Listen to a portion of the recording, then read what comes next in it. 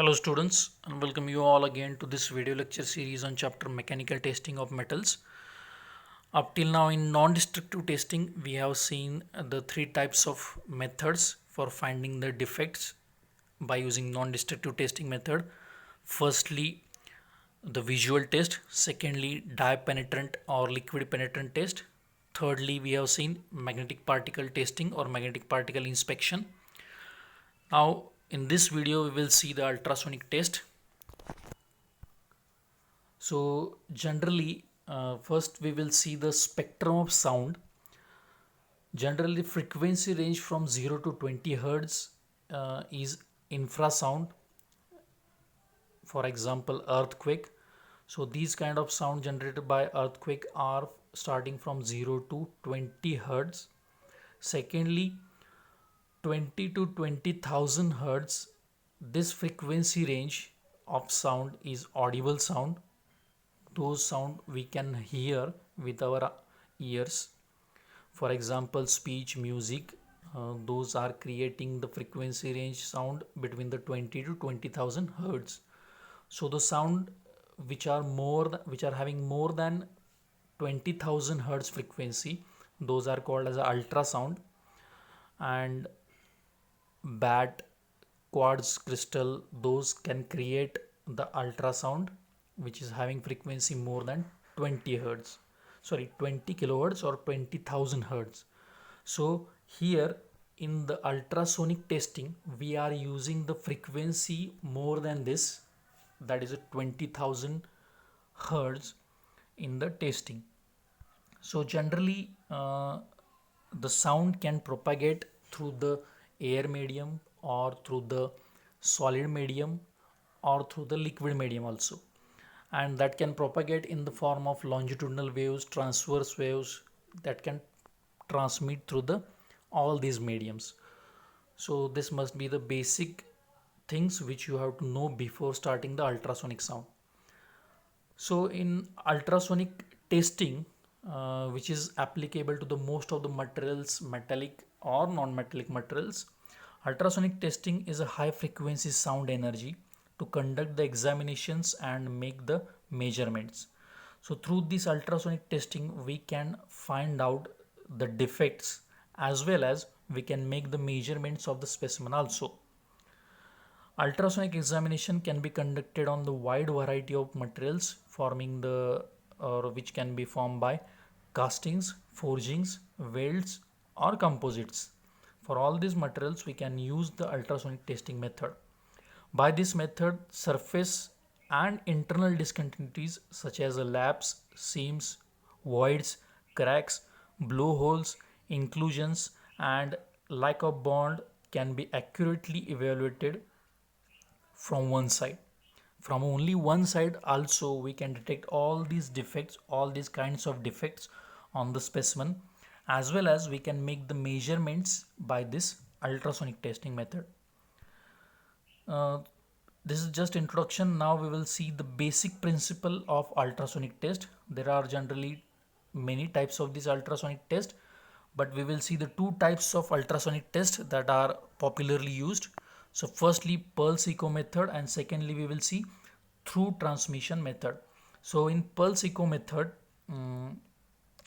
which is most commonly used in the industries, the transmitter and receiver probes are on the same side of specimen and the presence of defect is indicated by the reception of echo before that of the back wall of echo. So here in pulse echo method we are using one probe which is made up of a quartz crystal. Here in that diagram you can observe that is made up of a quartz crystal which sends as well as pick the waves, sound waves. So transmitter as well as receiver both works will be done by this quartz crystal by the same side, from the same side.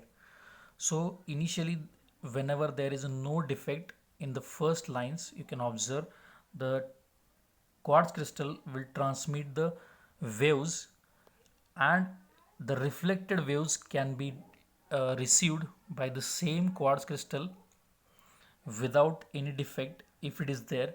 Then Then in bottom diagram we will see,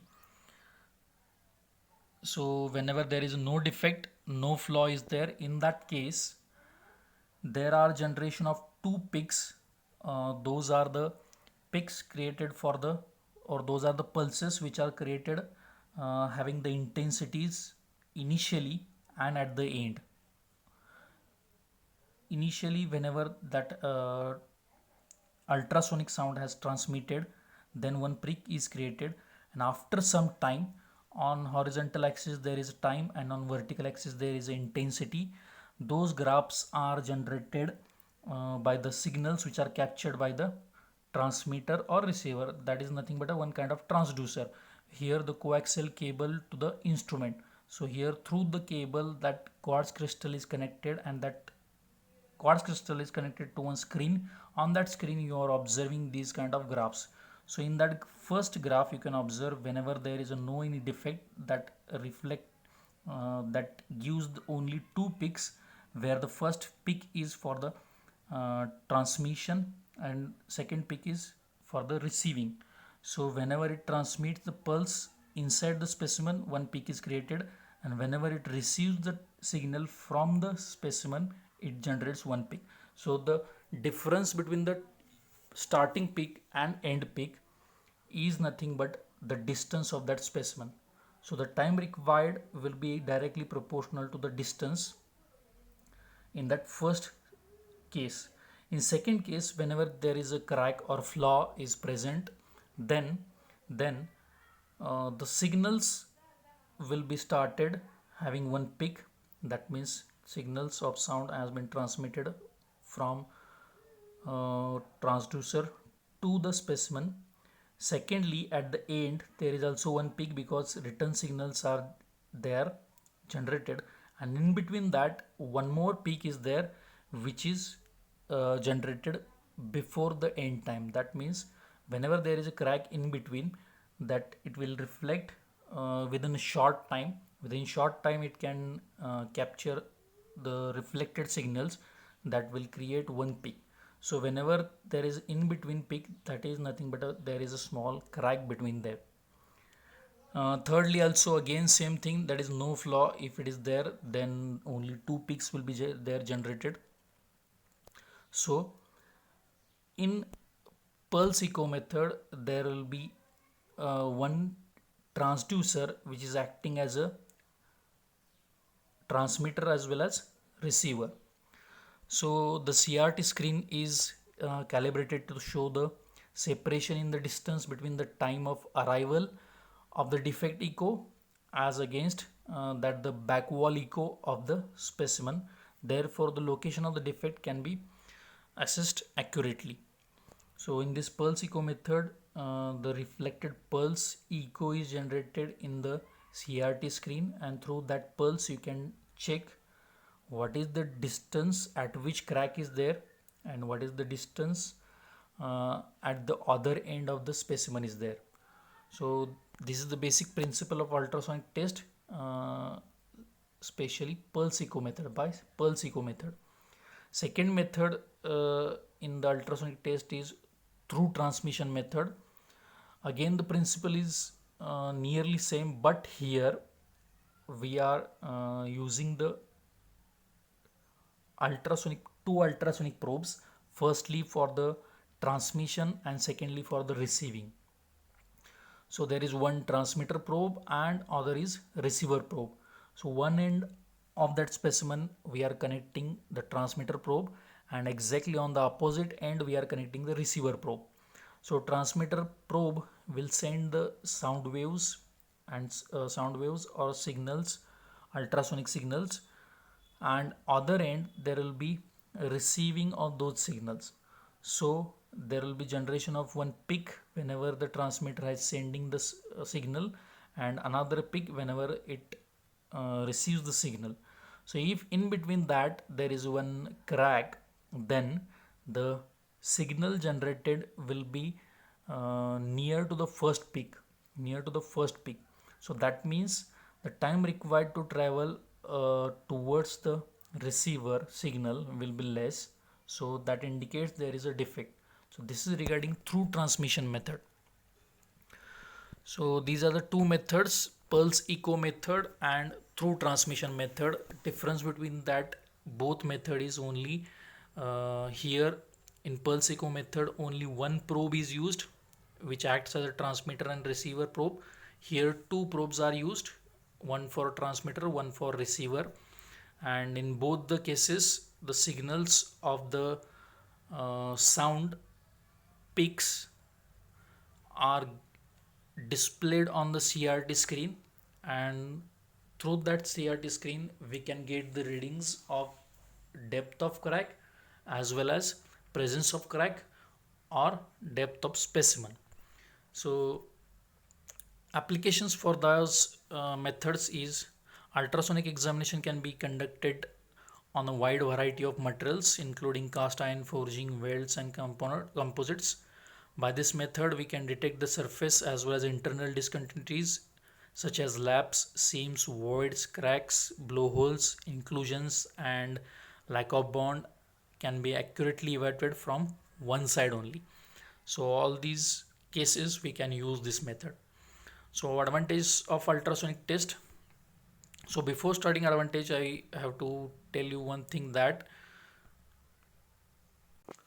so generally for transmitting the sound waves from this transducer to the specimen it requires one coupling medium in between that, and that coupling medium is used generally as a uh, oil or any kind of liquid such as water also can be used in between the transducer and specimen, because the specimen surface is generally somewhat rough, not exactly smooth, and the contact area between the transducer and the surface is less. To increase that contact area and to transmit and receive the signal accurately, you are applying the coupling media such as a oil or water in between that. So this must be also remembered. So advantages of ultrasonic test: sensitive to the small discontinuities both on the surface as well as subsurface. Depth of penetration of flaw detection or measurement is superior than the other methods. Only single-sided access is necessary when the pulse echo technique is used. If other, that is nothing but a through transmission method is used, then both sided access is required. High accuracy is determined reflector position and emitting size and shape also. So size, shape, dimensions can also be detected. Minimal part preparation is required. Electronic equipment probes, instantaneous results are there. Detailed image can be produced with the automated systems. Has other use such as the thickness measurement in addition to flaw detection. Some limitations are also there. Surface must be accessible to the transmit ultrasound. So for using this method, some amount of surface where you need to check for the cracks, that must be accessible. Skill and training is more extensive than the other methods. Normally requires coupling media to promote the transfer of sound energy into specimen. So I have already told this coupling media is materials that are rough, irregular in shape, very small, exceptionally thin or not homogeneous are difficult to inspect. Cast iron and other coarse grained materials are difficult to explain. So wherever the porous materials are there, it will be difficult to inspect because through those pores of the porous material, it will deflect directly the sound waves, which will generate more amount of peaks, and it will be difficult to check whether those pores are cracks or the pores of material only. Linear defects oriented parallel to the sound beam may go undetected. So whenever the detect defects are there which are parallel to the sound orientation, then it will be difficult to detect those. Reference standards are required for both equipment calibration as well as characterization of flaws. So some reference standards are required That's why skilled worker is required to identify the cracks by using a ultrasonic test. So this is regarding the ultrasonic test. The demonstration video regarding the ultrasonic test will be there after this. So please watch that. Thank you all.